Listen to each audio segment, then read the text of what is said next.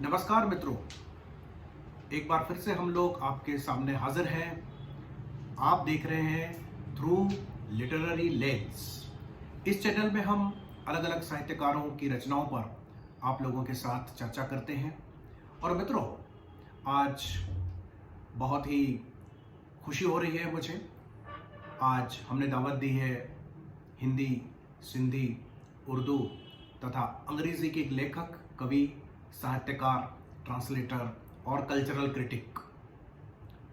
आप समझ ही गए होंगे, श्री राजेश आसुदाणी रकीब। तो रकीब साहब, इस महफिल में आपका स्वागत है। जी शुक्रिया मनोज जी, बहुत बहुत शुक्रिया। वैसे तो आप साहित्य के हर विधा में माहिर हैं, किंतु गज़ल आपकी ख़ास जो है विधा रही है।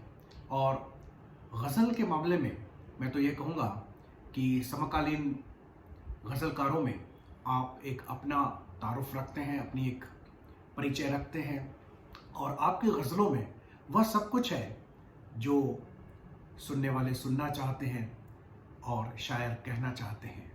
तो इससे पहले कि रकीब साहब की एक बहुत ही खूबसूरत गज़ल पर हम लोग गुफ्तगू करें, मैं चाहूँगा कि हमारे सामाइन के लिए, हमारे नाजरीन के लिए, हमारे सुनने वालों के लिए, हमारे चाहने वालों के लिए आप वही अपनी मशहूर गज़ल जिससे पूरे भारत में और भारत से बाहर भी आपकी पहचान बनी है, आप यहाँ सुनाएं और फिर इस पर गुफ्तगू हम करेंगे। जी शुक्रिया मनोज जी, बहुत बहुत शुक्रिया। और सामाइन, ये गज़ल आपकी खिदमत में अर्ज़ करता हूँ, और तकरीबन आज से 30 साल पहले 1991 में लिखी हुई, जब हम 10वीं के तालिब इल्म थे। तो पहले देखिएगा, सुनिए। मतलब है, यही अंजाम है अक्सर किसी से दिल लगाने का, यही अंजाम है अक्सर किसी से दिल लगाने का, कभी तो मिलना मुश्किल है, कभी है डर ज़माने का। वाह वाह वाह वाह। यही अंजाम है अक्सर किसी से दिल लगाने का, कभी तो मिलना मुश्किल है, कभी है डर ज़माने का। हुआ है रंज का मौसम, चलो तो गम से मिलाएं। क्या बात है, क्या बात है। हुआ है रंज का मौसम, चलो तो गम से मिलाएं। मिला है वक्त मुश्किल से हमें आंसू बहाने का, मिला है वक्त मुश्किल से हमें आंसू बहाने का। और उसकी याद ही अच्छी, चलो कोई तो आया है। क्या बात है, क्या कि बात उसकी याद ही अच्छी, चलो कोई तो आया है। मिला हमको भी कुछ तो है, सिला घर को सजाने का। वाह वाह। मिला हमको भी कुछ तो है, सिला घर को सजाने का। और मिला था खत तुम्हारा पर, लिखा कुछ भी न था उसमें। वाह भाई वाह। मिला था खत तुम्हारा पर, लिखा कुछ भी न था उसमें। वसीला फिर नया होगा मुझे ये आजमाने का। क्या बात है रकीब साहब। वसीला फिर नया होगा मुझे ये आजमाने का। और न दस्तक दी न आवाजें, न दिल टूटा न फरियादें। न दस्तक दी न आवाजें, न दिल टूटा न फरियादें। हुनर तो गम से तुम सीखो, किसी के दिल में आने का। क्या बात है, मुकर्रर मुकर्रर। कि न दस्तक दी न आवाजें, न दिल टूटा न फरियादें। हुनर तो गम से तुम सीखो, किसी के दिल में आने का। और अगर जाना ही है तुमको, वाह वाह, तो इस अंदाज से जाओ। अगर जाना ही है तुमको, तो इस अंदाज से जाओ। न हो एहसास भी मुझको तुम्हारे दूर जाने का। वाह वाह वाह वाह। अगर जाना ही है तुमको, तो इस अंदाज से जाओ। न हो एहसास भी मुझको तुम्हारे दूर जाने का। और सुनाओ कुछ नया, कोई कहानी गम की बातें। और वाह वाह। सुनाओ कुछ नया, कोई कहानी गम की बातें। और कोई सदमा, कोई आंसू, कोई किस्सा रुलाने का। वाह रकीब साहब, तो हासिल गजल कि छे। सुनाओ कुछ नया, शुक्रिया अनंत जी। कि सुनाओ कुछ नया, कोई कहानी गम की बातें। और कोई सदमा, कोई आंसू, कोई किस्सा रुलाने का। अलम मेरा सहारा है, रफीक एक रंज है मेरा। वाह वाह। अलम मेरा सहारा है, रफीक एक रंज है मेरा। मैं क्यों कुछ भी कहूँ, इनको तो हक है दिल दुखाने का। वाह वाह। मैं क्यों कुछ भी कहूँ, इनको तो हक है दिल दुखाने का। और जनाजे पर मेरे सब रोने वालों तुम चले आना, जनाजे पर मेरे सब रोने वालों तुम चले आना, कि आकर सीख जाओगे यहाँ फन मुस्कुराने का, कि आकर सीख जाओगे यहाँ फन मुस्कुराने का, और कि किस उल्फत से दुनिया ये बसाई होगी सोचो तो, कि किस उल्फत से दुनिया ये बसाई होगी सोचो तो, निशान अब भी है शाखे गुल पे उजड़े आशियाने का, निशान अब भी है शाखे गुल पे उजड़े आशियाने का, और उन तक भी नहीं पहुंचा जो गम था उनका दिल ही में, वाह वाह, कि उन तक भी नहीं पहुंचा जो गम था उनका दिल ही में, हुनर तो हमसे सीखे कोई गम अपना छुपाने का, वाह, हुनर तो हमसे सीखे कोई गम अपना छुपाने का,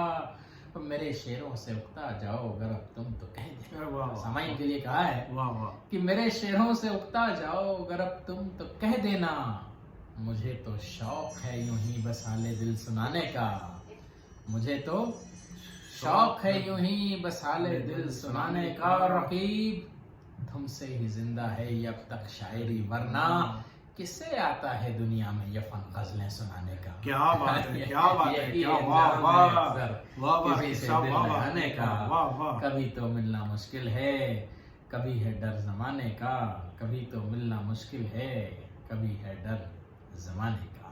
तो सुना आपने नाजरीन, इसे कहते हैं गजल। और राजेश जी, मुझे तो बहुत ही कमाल की बात लगती है कि आप 10वीं कक्षा में पढ़ रहे थे जी, और 15-16 साल आपकी उम्र होगी, जी जी, और इस परिपक्वता के साथ, इस मैच्योरिटी के साथ आपने जो गज़ल कही है, और वो भी उर्दू ज़बान में कही है। आपकी मैं बता दूं कि मादरी ज़बान सिंधी है, आप हिंदी और अंग्रेज़ी में अपनी शिक्षा ले रहे थे, उसके बावजूद भी इस प्रकार के उर्दू ज़ुबान पर अबूर होना, एक कमांड होना, मुझे लगता है कि बहुत ही एहतराम की बात है और बहुत ही खुशी की भी बात है। और इस गज़ल जब आप सुनते हैं राजेश जी, तो लगता है कि आम बातें हैं, प्यार मोहब्बत की बातें हैं, मिलने जुदाई की बातें हैं, इश्क की बातें हैं, गम की बातें हैं, लेकिन सामाइन ये गज़ल आम लगती है किंतु है ख़ास। राजेश जी की जो तशबीहें हैं, उसमें तशबीह जो देते हैं, जो मेटाफोर्स ले आते हैं, मुझे लगता है कि वो इस गज़ल को बहुत ही राजेश जी ख़ास बना देती है कि मैं तो मतले पर मोहित हूँ आपके, हाँ जी, कि यही अंजाम है अक्सर किसी से दिल लगाने का, कभी तो मिलना मुश्किल है, कभी डर है ज़माने का। आपने पूरी जो मोहब्बत का जो दास्तां है, उस मोहब्बत के दास्तां को किस प्रकार से आप समअप करते हैं कि यदि मोहब्बत हो ही जाए तो दो ही बातें हैं, दो ही रास्ते हैं, या तो मिलना मुश्किल है जी, या मिलना जब या डर है ज़माने का। जी, इसको छोड़ करके क्या हो जाएगा? बताऊं आपको, जैसे आपने कहा 15-16 साल की उम्र में बिल्कुल था, टीनेज था, और तभी तो इश्क से पहली मुलाकात होती है ना साहब। और मैं तो अगर आप मुझे इजाजत दें जी। तो मैं तो कहूंगा कि आपके इश्क की पहली मुलाकात की ये सौगात जी, सामाइन तक पहुंची है। तो ये पहली जब वाकफियत होती है इश्क से, और वही शायद 16वां साल विनोद जी। जी शायर की पूरी जिंदगी में बना रहता है। अमृता प्रीतम ने कहा भी है जी कि बिल्कुल, वो 16वां साल जी। अगर पूरी जिंदगी में बना रहे किसी न किसी तरह, तो तभी साहब शायरी, तभी कोई आर्ट, कोई फन शबाब पर रहता है। लेकिन जब आप तो सेंसिबिलिटी बनी रहे। आप तो शुरुआत में ही शबाब पर पहुंच गए।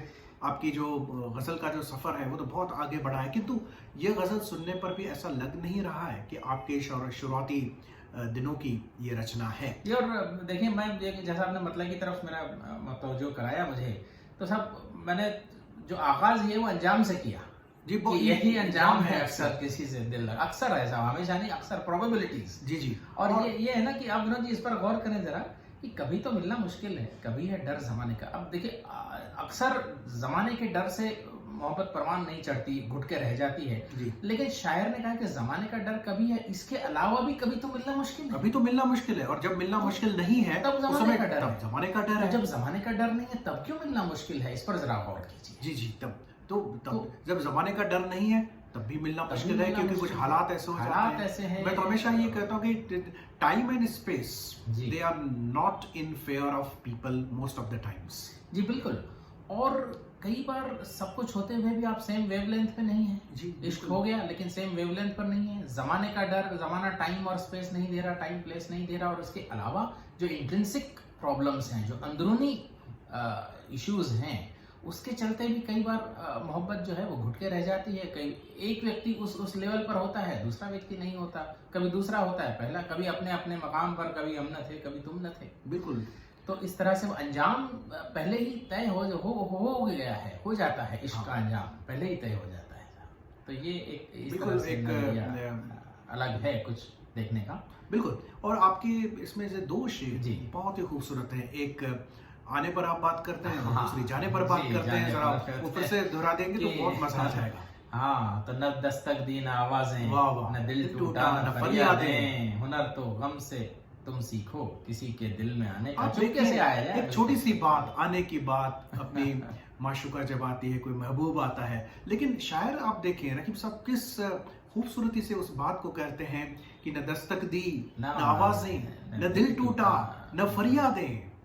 आप कमाल करते हैं। और फिर गम जब आता है तो गम इसी प्रकार से चुपके से आ जाता कैसे है। आ जाता है। तो तशबीह भी दर्द की दी है, गम की दी है कि उस तरह से। तो देखिए ना किस तरह से अंजाम तय हुआ कि जो कहते हैं ना, कितने भी ये है कि कितनी भी खुशी हो जी जी शामिल है, उसमें कोई ना कोई गम शामिल होता है। बिल्कुल, तो वो इस बिल्कुल। तरह से वो तशबीह दे दी है कि चुपके से जिस तरह से गम आ जाता है, हाँ। उस तरह से। और फिर कहते हैं कि अगर जाना ही है तुमको तो इस अंदाज से जाओ। जाओ ना हो एहसास भी मुझको तुम्हारे दूर जाने का। वाह वाह, क्या खूबसूरत की, क्या खूबसूरत आपने बात की है कि अगर डूबना है तो इतने सुकून से डूबो कि आसपास की लहरों को भी पता न चले। पता न चले। तो ये जो आप शायरी में ले आते हैं, मुझे लगता है इससे हमें पता चलता है कि किस मयार के शायर रकीब साहब आप हैं और ये किस शेर जी तरीके से आप शुरू चीजों को में एक पकड़ते शेर आता हैं। है कि मिला था खत तुम्हारा पर लिखा हाँ, कुछ भी नहीं था उसमें। वसीला फिर नया होगा मुझे ये आजमाने का। ये मिस्ड कॉल जैसे आजकल दिया जाता है ना। मुझे लगता है कि लेकिन- खतों पर तो बहुत सारे शेर कहे कि जी। लेकिन इस तरीके से जी। खत को गजल में ले आना कि मिला था खत तुम्हारा पर लिखा कुछ भी न था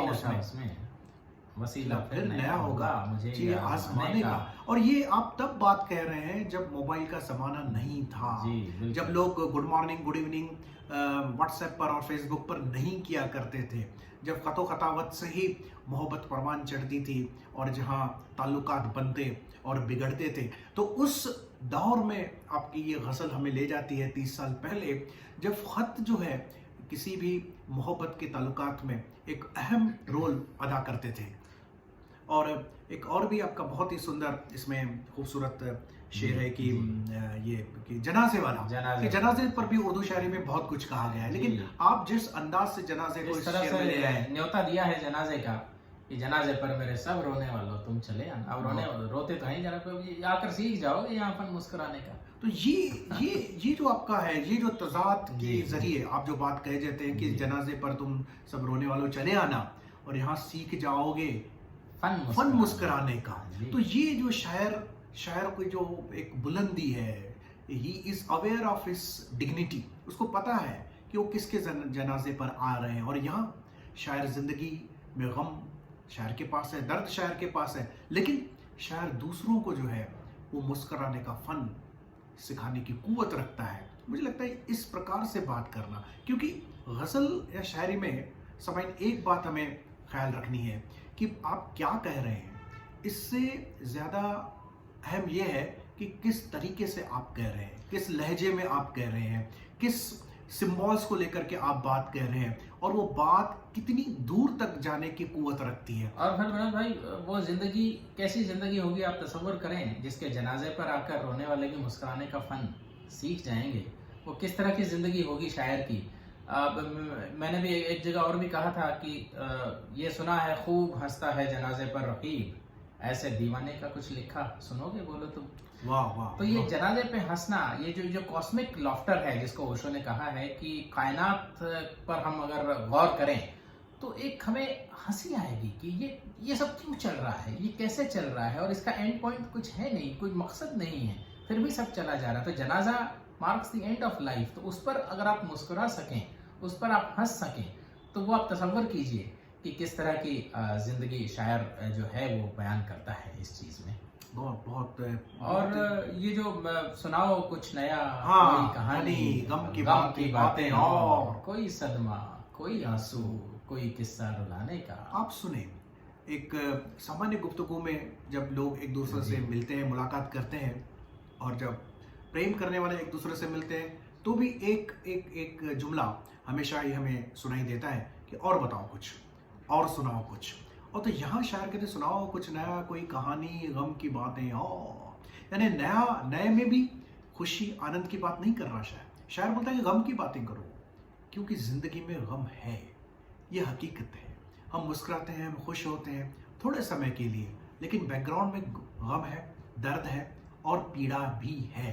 तो इसलिए क्या सुनाओ कुछ नया, कोई कहानी, गम की बातें और, कोई आंसू, कोई सदमा, कोई किस्सा रुलाने का। आप सोचे तो कितना बड़ा दिल शायर का है। तो सदमे की कहानियां, गम की कहानियां सुनना चाहते हैं उससे जिससे वो इश्क करते हैं। आप सोचे तो ये शेर कहाँ तक जाता है। भाई हम जब भी मिलते मिलाते हैं एक दूसरे से, सोचते हैं खैरियत पूछते हैं तो उम्मीद यही करते हैं कि हाँ भाई सब बढ़िया है, सब अच्छा है। लेकिन कौन किसका गम सुनना चाहता है, गम गुसार है ही कहाँ। तो ये जो एम्पैथी है यहाँ, एक दूसरे के गम बांटें, सुने। आप किसी को सुनाने लगे, 2 मिनट से ज्यादा आपके गम की कहानी कोई सुनेगा नहीं दुनिया में, इस दुनिया में। तो यही दिक्कत है। इसी गजल का एक शेर में विनोद जी भूल गया, गम से ही ताल्लुक रखता है। जी, गमों को इश्क है मुझसे, वाह वाह वाह, इन्हें दिल में ही रहने दो। गमों को इश्क है मुझसे, इन्हें दिल में ही रहने दो। सिला पाओगे वरना तो एक आशिक को सताने। क्या बात है, क्या बात पाओगे। ये देखिए सजा सजा नहीं है, सिला पाओगे। कहा भी था शुरुआत में गजल सुन के, ये सिला पाओगे वरना तुम एक आशिक को, आप सजा पाओगे वरना तुम एक आशिक। नहीं, मैंने कहा ये तो इसका कीवर्ड है शेर का कि सिला पाओगे। अगर मेरा गम दिल में नहीं रहने दिए तुमने तो वो सिला पाओगे वरना तुम एक आशिक को सताने का। कहीं न कहीं एक मीना कुमारी कॉम्प्लेक्स कहते हैं जिसे, तो वो ऐसा है कि हमेशा ही हमारा दिल टूटा रहे, हमेशा ही हम गम में रहे, you know she wanted to bask wallowing in pain, basking in pain and agony। तो उसी प्रकार की थोड़ी सी मुझे झलक आपकी इस गजल से भी मिल रही है। और मैं खास बात आपसे ये पूछना चाहूंगा, 16 साल की उम्र होती है, उस समय तो खेलने कूदने की उम्र होती है, मौज मस्ती के दिन होते हैं, और आप इतने गहराई से जाके दर्द की बातें करते हैं, गम की बातें करते हैं। तो ये तजाद कैसे आपकी जिंदगी में उतर आया है? मैं एक बात कहूँ, जैसे हमारे सामीन जानते भी हैं कि गजल के लफ्जी माने तो वैसे औरत से बात करना या औरत के बारे में बात करना, ये तो होते हैं। लेकिन गजल कहते हैं उस चीख को भी, जो गजाला हिरनी का जब शिकार होता है तो वो जब आह निकलती है उससे, उसको भी गजल कहते हैं।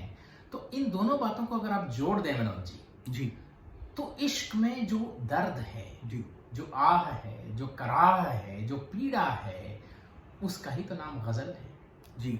तो वो जो पहल इंसान 16वें साल में कदम रखता है, इश्क से वाकफियत होती है, तो उसकी पीड़ा से भी वाकफियत होती है। यानी आप ये चाहते हैं कि आप 16 साल की उम्र में जो भी आपको इश्क रहा होगा उस समय, तो उस इश्क ने आपको दर्द से भी तारुफ करवा दिया, आपका दर्द से भी परिचय करवा दिया आपका।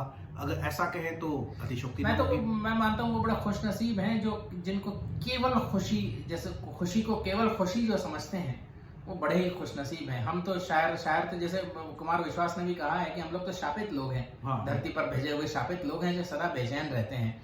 तो वो हर खुशी में कहीं ना कहीं कोई ना कोई गम भी मुब्तला रहता ही है। यानी आप तो यही कहना चाहते हैं। मुझे एक शेर याद आया, शायर का नाम तो अभी ज़हन पर नहीं आ रहा, आप बता दें अगर आपको ख्याल में है। तो मुझे कोई गम नहीं था तेरी आशिकी से पहले, न थी किसी से दुश्मनी तेरी दोस्ती से पहले।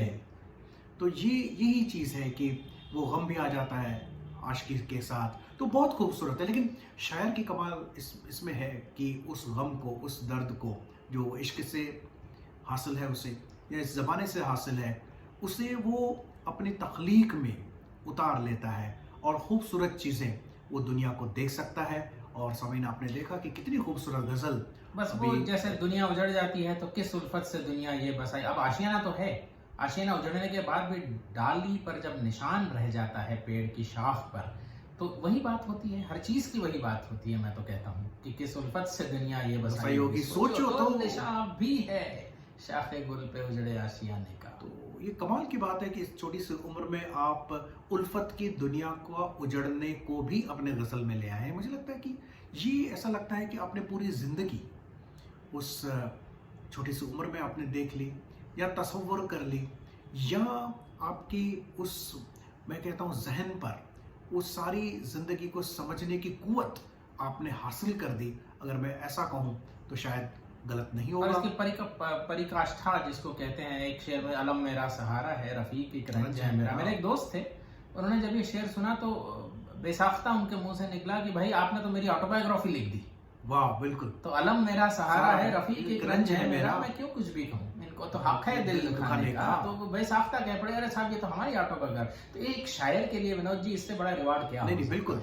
आपने तो कई सारे लोगों की, हजारों लोगों की ऑटोबायोग्राफी, मैं तो कहूँगा कि आपने एक एक शेर में लिख दी है कि जिस मैच्योरिटी के साथ आपने बातें कही हैं और जिस अंदाज से आपने बातें कही हैं, मुझे लगता है कि हम सभी आपको साधुवाद करते हैं, आपको धन्यवाद देते हैं, आपका शुक्रिया कहते हैं कि इतनी खूबसूरत गजल आपने आज हमारे नाजरीन के साथ शेयर की है।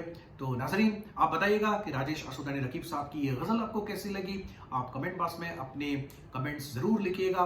और इस प्रकार की चर्चाएं, इस प्रकार की गुफ्तगू अगर आपको अच्छी लगती है तो थ्रू लिटरेरी लेंस इस चैनल को सब्सक्राइब भी करिएगा। हम फिर से आपके साथ जुड़ेंगे एक नई चीज लेकर के, हम फिर से उपस्थित होंगे। शेर के साथ बात खत्म करूंगा। बिल्कुल बिल्कुल इरशाद। कि निकल आते हैं आंसू हंसते हंसते, वाह वाह, निकल आते हैं आंसू हंसते हंसते, ये किस गम की महक है हर खुशी में। क्या बात है, क्या बात है। बहुत बहुत शुक्रिया, बहुत बहुत शुक्रिया। आप सबसे इजाजत चाहेंगे और इस वादे के साथ कि एक बार फिर से आपसे मुलाकात करेंगे किसी नई चीज के साथ। नमस्कार, खुदा हाफिज़। नमस्कार।